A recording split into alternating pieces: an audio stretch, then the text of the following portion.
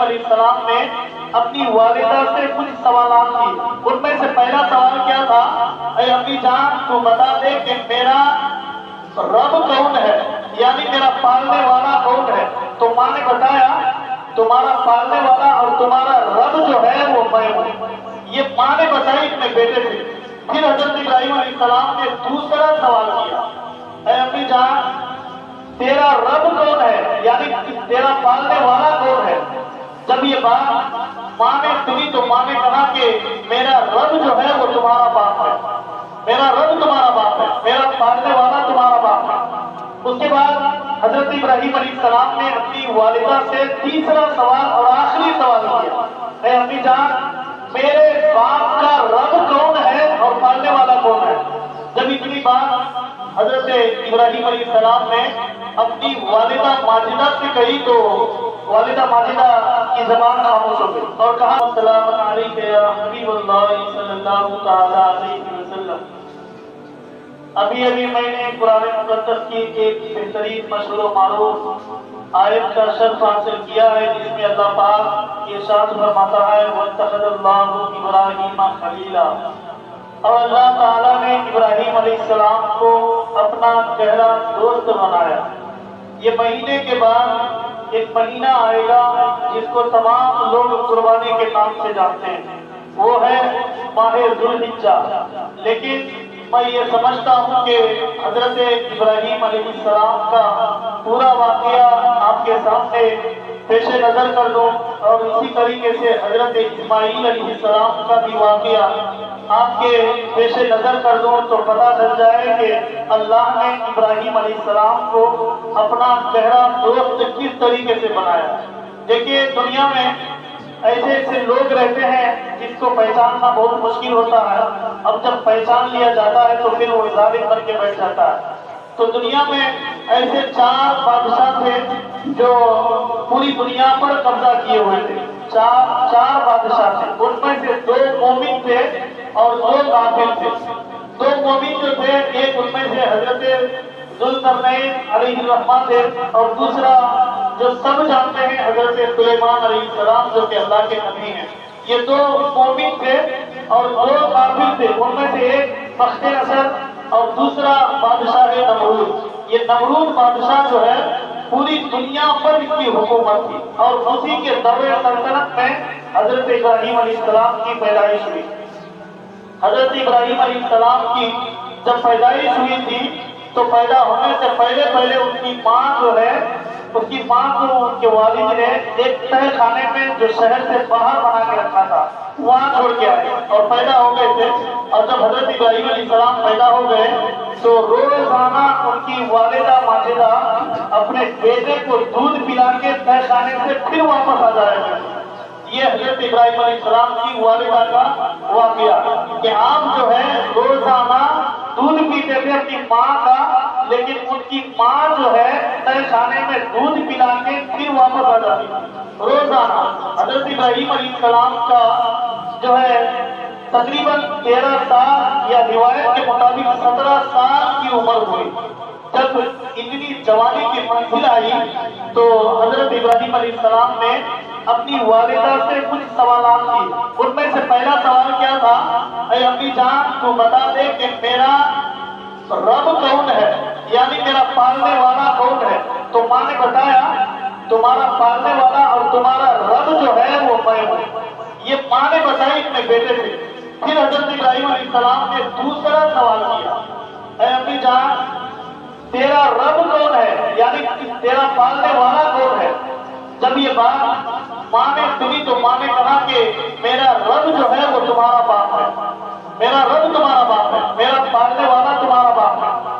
اس کے بعد حضرت ابراہیم علیہ السلام نے اپنی والدہ سے تیسرا سوال اور آخری سوال کیا، اے امی جان میرے باپ کا رب کون ہے اور پالنے والا کون ہے؟ جب اتنی بات حضرت ابراہیم علیہ السلام نے اپنی والدہ ماجدہ سے کہی تو والدہ ماجدہ کی زبان خاموش ہو گئی اور کہا کہ خاموش رہو، کچھ نہیں بولی۔ حضرت ابراہیم علیہ السلام جب یہ سارا سوال کر دیا اپنی ماں سے तो हजरत इब्राहिम अलैहिस्सलाम से कहा गया कि तुम खामोश रहो, आगे मत बोलो।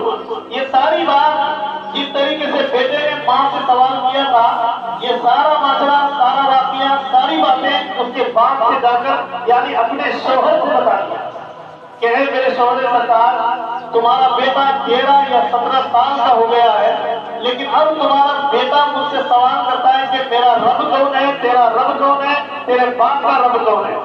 जब ये बात उसने पूछा तो अब क्या किया जाए। मुझे ऐसा लगता है कि एक किस्मत में ऐसा मालूम हुआ था उसको पहले से कि एक इस जमीन में, इस दौरे सल्तनत में एक ऐसा फर्जंद पैदा होगा, एक ऐसा बच्चा पैदा होगा जो जमीन वालों के दीन को बदल देगा। बस ये सुन के रखा था उसकी मां। उसके बाप ने भी ये सुना था कि इस दौरे सल्तनत में जमीन वालों में एक ऐसा बच्चा पैदा होगा जो पूरी जमीन वालों के दीन को बदल देगा। जब ये बात उनकी वालिदा ने अपने शौहर से कही तो कहा कि मुझे ऐसा लग रहा है कि शायद यही बच्चा, यही फर्जंद, यही लड़का होगा जो इस दौरे सल्तनत में पैदा हुआ और जमीन के दीन को बदल देगा। बस इस बात को सुना और वालिद माजिद जब सुन लिए तो हजरत इब्राहिम अलैहिस्सलाम जो है उस वक्त सूरज डूबने के करीब था।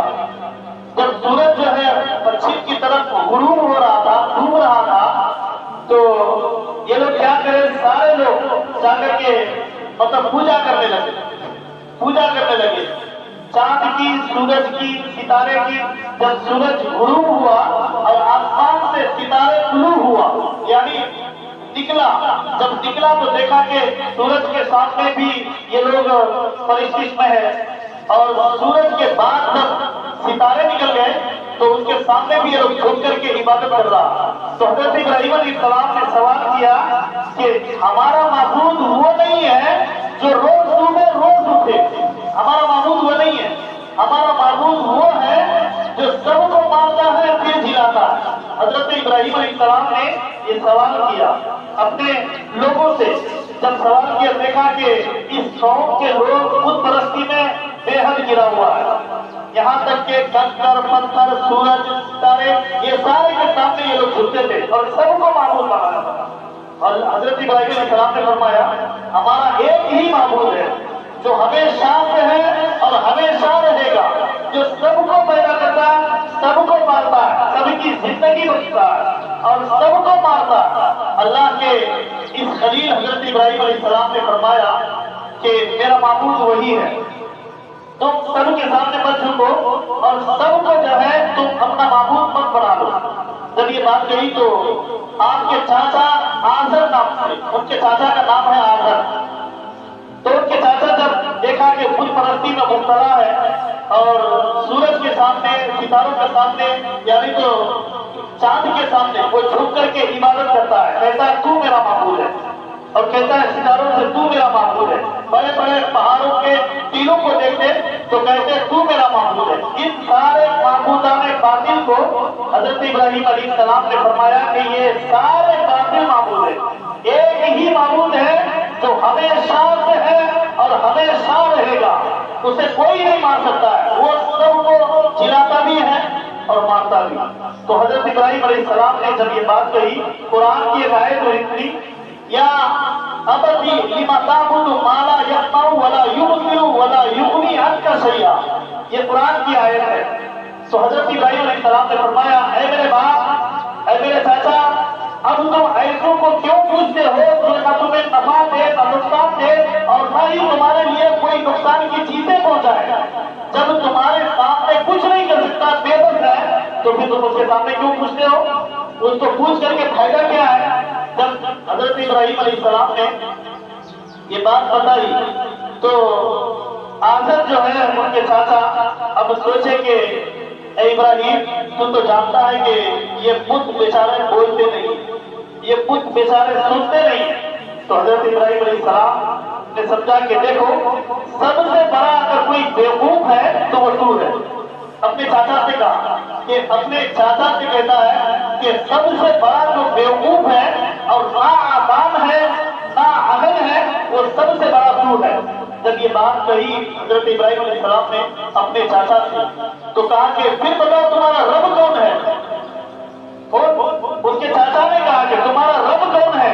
जब ये बात कही तो कुरान की आयत है, रब्बी अल्लज़ी युहयी व युमीत क़ाल अना उहयी व उमीत, कि मेरा रब वो है जो जिलाता भी है और मारता भी है। तो वो क्या कहा, आना उहयी व उमीत, मैं भी तो हूँ जो मारता भी हूँ जिलाता भी हूँ। तो वो क्या किया, दो कैदियों को बुलाया। एक कैदी वो था जो कत्ल होने वाला, रिहाई होने वाला था, उसे मार डाला और कहा कि देखो ये रिहाई होने वाला था, मैं इसको मार डाला। और उसके बाद कहा कि जो कत्ल होने वाला था अब इसको कत्ल करना था, लेकिन उसको रिहा कर दिया। कहा कि जाओ तुम्हारी जिंदगी अब तुम अपने तरीके से बसर करो। तो ये दो कैदियों को बुलाया, एक वो जो कैद होने वाला था उसको मार डाला, और एक वो जो कत्ल होने वाला था उसको रिहा कर दिया। ये दोनों को जब लाया, हजरत इब्राहिम अलैहिस्सलाम से पूछा कि देखो ये दोनों कैदियों को मैंने भी, एक को रिहाई कर दिया जो मरने वाला था, जो कैद होने वाला था, और जो मरने वाला था उसको मैं रिहा कर दिया। तो देखो ये तो काम मैं नहीं करता।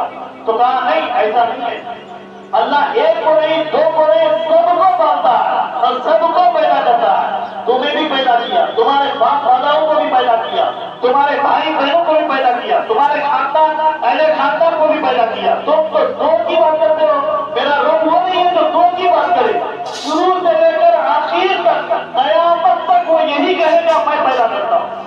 अल्लाह पैदा करने वाला, इसलिए रब्बी अल्लज़ी, मेरा रब वो है जो जिलाता भी और मारता भी है। तेरे देखा नहीं कि दो में से एक को रिहा कर दिया, एक को मार डाला, ऐसा नहीं है। मेरा रब वो है जो सबको पैदा करता है, मेरा रब वो है जो सबको मारता है, वो रब होता है, दो की बात नहीं करता। जब ये बात कही है हज़रत इब्राहिम अलैहिस्सलाम ने, तो सबसे बड़ा बेवकूफ है।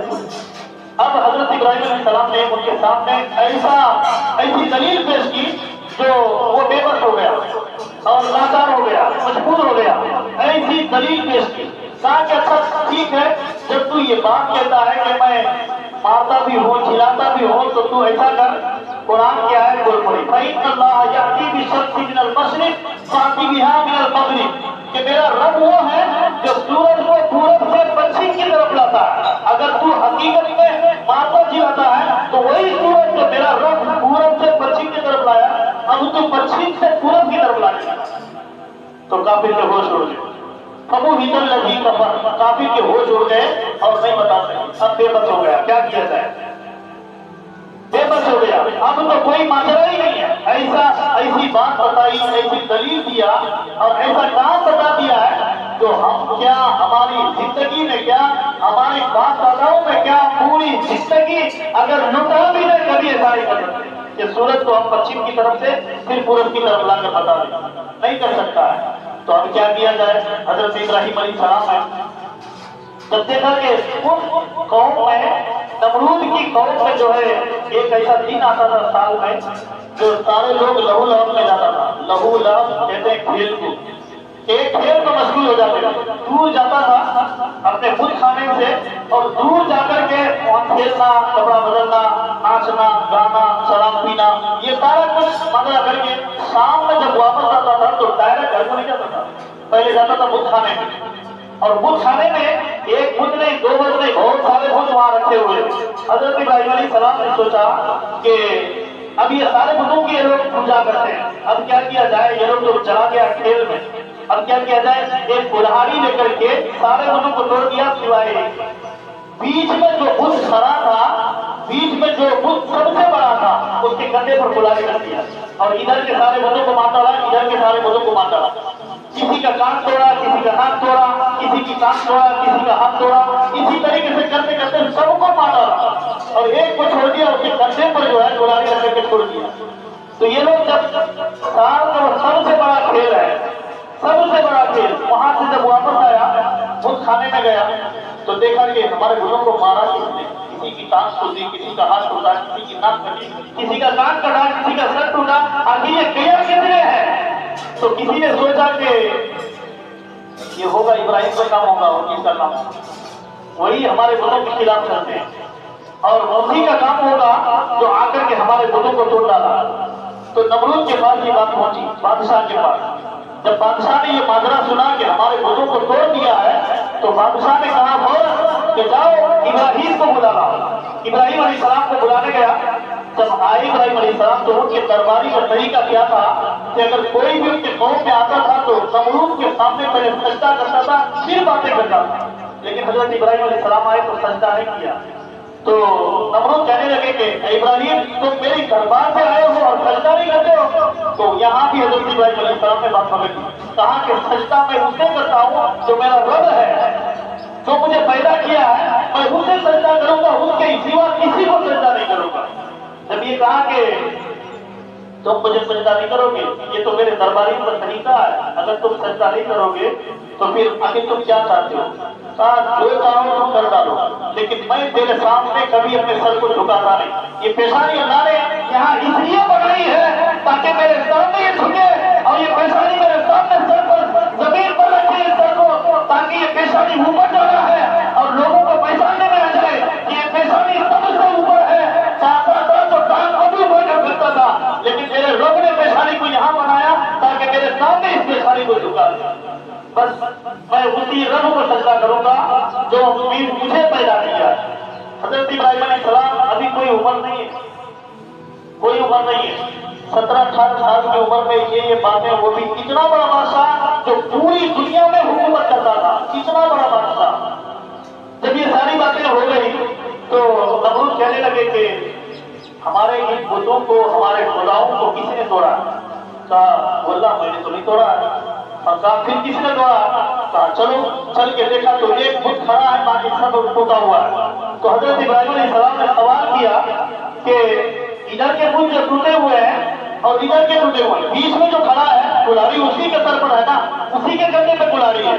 ऐसा करो ना, तुम मुझसे क्यों पूछते हो? जब तुम्हारा खुदा है उससे खुद ही पूछ लो ना, वही बताएगा किसने तोड़ा। जब ये बात हजरत इब्राहिम अलैहिस्सलाम ने बताई नमरूद को, तो नमरूद बेबस हो गया और कहा कि ऐ इब्राहिम, तू तो जानता है ये बेचारे कुछ बोल नहीं सकते, सुन नहीं सकते, रही बात। अब इतना बड़ा बेवकूफ होकर के बात करता है, जो मट्टी का हो कभी बोले, जो पत्थर का हो कभी बोले, और जो सूरज हो वो कभी बोले, जो कभी पहाड़ हो वो बोले नहीं बोलेगा। और अल्लाह ने अगर किसी से चाहा तो बोलवा देगा, लेकिन ये मट्टी है। तो अब क्या किया, ये आखिर में क्या किया कि अगर तेरी सल्तनत की गवाही ये मेरे खुद अगर दे दें तो फिर मैं तेरे ऊपर ईमान लाऊंगा। अगर तेरी सल्तनत की गवाही और अल्लाह वहदहु ला शरीक की वहदानियत का अगर मैंने खुद ने ऐलान कर दिया, मैं तेरे ऊपर ही मान लाऊंगा। जब इतनी बात कही हजरत इब्राहिम अलैहिस्सलाम ने दुआ की। अभी दुआ करके हाथ को नहीं फेरे थे कि सारे खुद बोलने लगे ला इलाहा इल्लल्लाहु इब्राहिम खलीलुल्लाह, मैं इब्राहिम अलैहिस्सलाम के रब पर ईमान लाता हूँ। ये बात जब सारे खुद के जबान से सुना तो उनकी चाचा आकर कहने लगा कि ऐ इब्राहिम, तू बड़ा जादूगर ठहरा और ईमान भी नहीं लाया, जादूगर ठहरा दिया। जबकि खुद कहा कि अगर ये लोग, ये खुद जो है, ये पट्टी का जो बना हुआ है, अगर ये खुद तेरी वहदानियत की गवाही दे दे तो मैं ईमान लाऊं। खुद कहा था। जब हजरत इब्राहिम अलैहिस्सलाम ने दुआ की, अल्लाह ने उनकी जबानों को खोल दिया और कहा कि ला इलाहा इल्लल्लाह इब्राहिम खलीलुल्लाह, नहीं है कोई माबूद सिवाय अल्लाह के। इब्राहिम खलीलुल्लाह वो जो है अल्लाह के खलील है। ये जब वहदानियत की गवाही दी तो जब ये आज़र सुना, उनकी कौम में लोग सुना, तो अब कहने लगा कि अब क्या किया जाए, खुद भी बोल दिए इनकी वजह से हम तो बोलने बोले तो बोलता भी नहीं, ना हाथ हिलाता है, ना पैर हिलाता है, ना सर हिलाता है, ना जबान हिलाता, कुछ नहीं हिलाता। और तू दुआ किया तो बोलने लगा तो अल्लाह जिसे चाहे बोलवा दे और जिसे चाहे हमेशा हमेशा के लिए मुश्किल। तो देखा कि इन बुतों से आवाज तो नहीं आती है। फिर इब्राहिम ने मुझे इतना बड़ा बड़ा सवाल किया तो अब क्या किया जाए? तो कहा कि बेचारे ये बुत तो बोल नहीं सकते। तो हजरत इब्राहिम अलैहिस्सलाम ने फरमाया अच्छा ऐसा कर, जब तेरा सबसे बड़ा खुदा नहीं बोल सकता है तो जिसकी नाक टूटी उससे पूछ ले, जिसकी टांग टूटी उससे पूछ ले, जिसका हाथ टूटा उससे पूछ ले, जिसका पैर काटा गया है उसी से पूछ ले कि तेरे पैर को किसने काटा है। अगर जवाब देता है तो पूछ ले, जब नहीं पूछ पाया तो कुरान की आयत नाज़िल उफ़िल लकुमा। तो अल्लाह की ये आयत बता रही है कि ऐ इब्राहिम अलैहिस्सलाम बता रहे हैं इस आयतों को लेकर के, ऐ आसर मेरा चाचा, ऐ नमरूद, है कौम के लोग, जब तेरे ये खुद नहीं बोल सकते हैं, जब बेबस है, अपनी काज के बारे में नहीं बता सकता है, मेरी जान को किसने तोड़ा है, जब नहीं बता सकता तो फिर इसके सामने तुम झुकते हो, और इनको झुकने के बाद न तुझे नफा दे, न नुकसान पहुंचाए, न कुछ करे, जब किसी काम का नहीं है तो फिर तुम झुकते क्यों, रब मानते क्यों? मत मान। तो अल्लाह के नबी ने जब इस बात को दोहराया ना तो कहा कि इस बुतों के अंदर तो आवाज ही नहीं बोल सकता है, फिर वो चाहे तो इनके अंदर आवाज डाल सकता है। तो जब ये सारी बातें हो गई तो अब क्या किया जाए, नमरूद सबको बुलाया, सारे सरदारों को बुलाया और बुला करके एक मीटिंग हुई। उस मीटिंग में एक बात तय किया, सबसे पूछा तुम बताओ क्या किया जाए, तुम बताओ क्या किया जाए, तुम बताओ क्या किया जाए। अब जब सारी तरफ से एक ही बात मजबूरन हो जाती है तो सामने वाली की गोली जो है वो बदल जाती है, गोली मार कत्ल कर डालो, जला दो, फेंक दो, हाथ पैर काट डालो, ये सारी बातें उसके सामने आ जाती है। अब क्या किया जाए, बेबस हो गया, न इसकी दलील, न उसकी दलील, न उसकी दलील, किसी की दलील उसके सामने काम नहीं आई। अब सोचा कि अब कोई काम नहीं, अब क्या किया जाए, सारे लोगों को बुलाया, सारे सरदारों को बुलाया, सारे लश्करों को बुलाया, सबसे पूछा तुम बताओ क्या किया जाए, तुम बताओ क्या किया जाए। सबने मशवरा दिया क्या किया जाए, इसको चला दिया। अब आप खुद बताएं, एक इंसान को, एक शख्स को, वाहिद एक तनहा आदमी को चलाने के लिए इतनी बड़ी कामयाबी की दलील क्या है? एक आदमी को चलाने के लिए हद से बेहद, तो अगर गैस का तेल लाए तो 100 किलो, पेट्रोल लाए तो एक छलांग में भी आदमी को जला सकते हैं। पेट्रोल डाल दीजिए, आग लगा दीजिए, खत्म। वो इब्राहिम अलैहिस्सलाम है, नमरूद सामने है, उसका चाचा भी है, कहता है कि इसको जलाने के लिए एक लकड़ी नहीं, एक पेट्रोल का एक खतरा नहीं, या किसी ऐसे आलात की जरूरत नहीं। नमरूद ने सबको बुला के कहा ऐसा करो, जो तुम्हारी मेरी कौम के लोग हैं, मर्द हैं, औरत हैं, बच्चे हैं, जवान हैं, बूढ़े, सबको ये हुक्म देता है, तुम लोग जाओ और जहां से तुम लोग लकड़ियां उठाने की कोशिश करते हो उठाओ, सब लकड़ियां उठाओ, मोटी हो, पतली हो, ज्यादातर लंबी हो, ये सारी लकड़ियां उठाओ और कहा कि एक जो है आला तैयार किया जाए, 30 गज की लंबाई पर और 20 गज की चौड़ाई पर एक आला तैयार किया जाए, इसमें सारे लोग जो है लकड़ियां जमा करो। सबसे कह दिया तुम लोग जाओ लकड़ियां जमा करो, अगर किसी ने मेरे खिलाफ बात की, लकड़ियां न जमा की तो जिस तरीके से इब्राहिम को जलाऊंगा उसे भी उसी आग में जमा कर दूंगा। अब डर के मारे सब क्या करेगा, सब गए लकड़ियां चुने, 1 दिन नहीं, 2 दिन नहीं, 10 दिन नहीं, 20 दिन नहीं, 25 दिन नहीं, 28 दिन नहीं, 30 दिन तक लकड़ियां जमा करें और 30 दिन तक बगैर खा पी करके, खाओ न तो खाओ कोई मतलब नहीं, रहो ना रहो कोई मतलब नहीं, सो मत सो कोई मतलब नहीं, बैठे रहो, जागे रहो, खड़े रहो, क्या भी हो कोई मतलब नहीं, पर लकड़ियां जमा होना है इसमें, हर हालत में लकड़ियां जमा करें। 1 महीने के मुसाफर पर सारे लोग लकड़ियां जब जमा कर लिए तो उसमें आग लगा दिया। आग लगाया तो आग इतनी भड़की कि आग के शोले आसमान से बात कर रहे थे, इतनी बड़ी आग किसके लिए, इब्राहिम अलैहिस्सलाम के लिए, एक शख्स के लिए, एक वाहिद तनहा इंसान के लिए इतनी बड़ी आग का इंतजाम क्यों, मुझे क्या है। अब भाई अब ये 4 दीवारी है, ना हो ज्यादा लंबी, 20 फीट की ऊंचाई है, या इतनी बड़ी आग है, अब इसमें बाहर से फेंकने के लिए कोई चीज की तो जरूरत पड़ेगी, कोई चीज की जरूरत जाहिर सी बात है पड़ेगी, चाहे जेसीबी लाइए, चाहे कुछ भी लाइए, पर जरूरत तो पड़ेगी। तो नमरूद ने कहा कि इतनी लंबी ऊंचाई तुमने तो बना डाला, आग लगा डाला, लेकिन अब उस पे फेंकेगा तो किस तरीके से फेंकेगा। तो नमरूद ने हुक्म दिया एक मिंजनीक बनाओ, मिंजनीक कहते हैं कि उस पर डाल के घुमा के आग में फेंकने के लिए एक मशीन है जो पत्थरों को फेंकने वाली होती है, आप उसे जेसीबी के तौर पर जाने या किसी भी तौर पर जाने, पर उसको तैयार किया गया। हजरत इब्राहिम अलैहिस्सलाम को जलाने के लिए इतनी बड़ी आग का इंतजाम, और वो आग का इंतजाम ऐसा रिवायत में आता है कि वो आग को जब जलाया था तो ऊपर की चाहे कितनी भी پر فرشتہ گزرے وہ جل گھٹ کر راتوں میں کی جاتا ہے۔ اتنی بڑی آگ ایک تو منجلیک بنایا اور منجلیک میں ڈال کر کے گھما کے جب آگ میں پھینکا گیا، آگ میں پھینکنے سے پہلے جبرائیل علیہ السلام آ گئے۔ آنے کے بعد کہا کہ یا ابراہیم اللہ کا، اے ابراہیم اگر کوئی حاجت ہے تو بولو، میں تمہاری حاجت کو ضرور پورا کروں۔ تو حضرت ابراہیم علیہ السلام کہنے لگے میں تمہاری حاجت تو ہے پر تمہاری حاجت نہیں، اور جس کی حاجت ہے وہ ضرور میرا رب ہے اور جانتا ہے، اور وہی سب یہ کام کرواتا ہے، اس کو سب معلوم ہے۔ تو کہتے ہیں کہ علمہ محالی حسبی من سوالی، میرا رب میرے حال کو جانتا ہے، وہی میرے لیے کافی ہے، تمہاری ضرورت نہیں۔ تو حضرت ابراہیم علیہ السلام کہتے ہیں، حضرت جبرائیل علیہ السلام کہتے ہیں کہ اے ابراہیم علیہ السلام، جب اس سے آپ کو سوال ہے تو پھر اسی سے سوال کیجیے، اسی سے امید طلب کیجیے۔ تو کہا میرا رب کو جانتا ہے۔ حالانکہ ابراہیم کہنا جانتے ہیں کہ جانتا ہے میرا وہ رب خلیل، اب آگ میں جاتا ہے، اب اس کا خلیل جب ابراہیم کے بارے میں رب جانتا ہے تو پھر وہی اسی کا میں محتاج ہوں اور وہی میرا طلبگار۔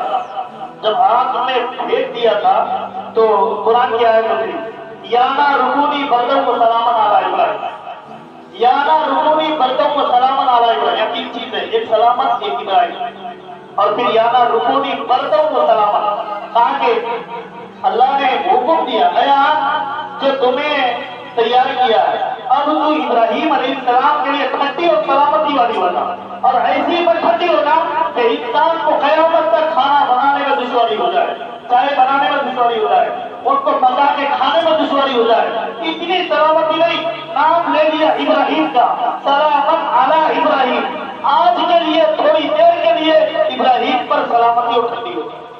اس نے کہا رب، اور ابراہیم علیہ السلام نے کیا فرمایا میں اسی کا محتاج ہوں، وہ میرا رب جانتا ہے کہ اب جاتا ہے اس کا خلیل نکاح میں۔ تو اللہ تعالیٰ نے جب ٹھنڈی ہونے کی سلامتی ہونے کی بات کہی نا تو فوراً وہ آگ جو ہے گلزار بن گئی، پھول بن گئی، اور وہ آگ میں جب ابراہیم علیہ السلام ڈالے گئے تو اب نمرود تو سوچا کہ اس شخص کو پھینک دیا گیا، جلا کر راکھ ہو گیا ہوگا، ختم ہو گیا ہوگا، ختم ہو گیا ہوگا، برباد ہو گیا ہوگا۔ اب اتنی بڑی اونچی لمبائی تک بنایا ہے، اب جا کے دیکھے گا کوئی آلات بھی چاہیے، تو اونچے اونچے مکان پہ وہ چڑھ گیا اور چڑھ کر کے دیکھنے لگا کہ اب تک نیچے سے دیکھے تو آگ ہے، لیکن اوپر چڑھ کے دیکھے تو وہی آگ پھول میں تبدیل کیا۔ سبحان اللہ، اللہ نے جب کسی کو بچانا ہوتا ہے نا تو ہر طریقے سے بچا لیتا ہے، لیکن بچانا مقصود تھا، اللہ نے بچا لیا، اسی آگ کو پھول بنا دیا، پھول کی شکل میں لا لیا، اور جب پھول کی شکل میں لا لیا تو اب سوچا کہ اب کیا کیا جائے، ہر طرح سے کام لگائے مگر کسی کام میں یہ شخص نہیں آ پایا، اب کیا کیا جائے۔